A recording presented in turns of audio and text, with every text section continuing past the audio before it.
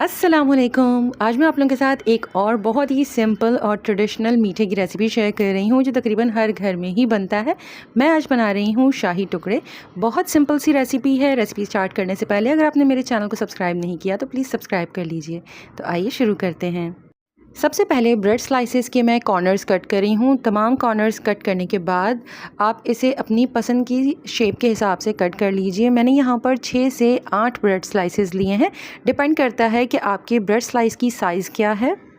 Bread के corners बहुत सारी रेसिपीज़ में यूज़ होते हैं, इसलिए ये वेस्ट नहीं होते। आप इन्हें कलेक्ट करके फ्रीज़ कर सकती हैं। आप इन कॉर्नर्स के छोटे छोटे पीसेस कट करके इन्हें फ्राई कर लीजिए और इन्हें एज अ क्रोटॉन, सैलड्स या सूप्स के साथ भी सर्व किया जा सकता है। मैंने शाही टुकड़े बनाने के लिए ब्रेड स्लाइसेस को ट्रायंगल शेप में कट किया है, बट आप इसे राउंड शेप में भी कट कर सकती हैं या फिर आप इसे रेक्टेंगल शेप में कट कर लीजिए।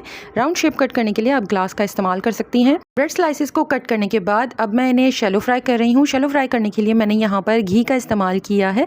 जितने भी देसी मीठे होते हैं उनमें घी का अरोमा बहुत अच्छा लगता है। बेहतर है कि आप घी इस्तेमाल करें, अदरवाइज़ आप इसे ऑयल में भी फ्राई कर सकती हैं। तमाम ब्रेड स्लाइसेस को मैंने फ्राई कर डिश आउट कर लिया है और अब मैं इसके लिए दूध का मिक्सचर रेडी कर रही हूँ।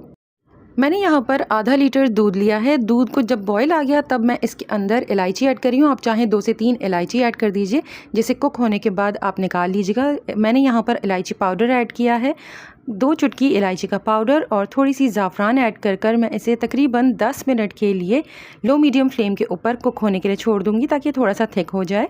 इसके बाद इसे मीठा करने के लिए मैंने यहाँ पर आधा कप कंडेंस्ड मिल्क ऐड किया है।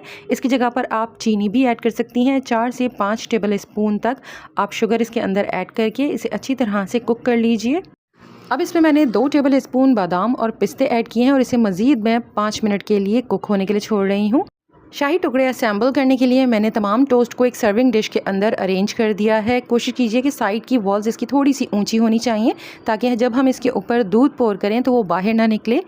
आप चाहें तो एक एक टोस्ट को सबसे पहले दूध के मिक्सचर में डिप करके और फिर इसे प्लेट में अरेंज करें और बाकी जितना भी लेफ़्ट ओवर आपके पास दूध मौजूद है वो इसके ऊपर पोर कर दें और इसे बादाम, पिस्ते और गुलाब की पत्तियों के साथ गार्निश करें। मज़ेदार से शाही टुकड़े को अच्छी तरह से ठंडा कर सर्व करें। रेसिपी अगर आपको पसंद आई है तो प्लीज़ वीडियो को लाइक, शेयर, कमेंट कीजिए और मेरे चैनल को सब्सक्राइब करना मत भूलिएगा। अपना और अपनों का बहुत ख्याल रखें। अल्लाह हाफ़िज़।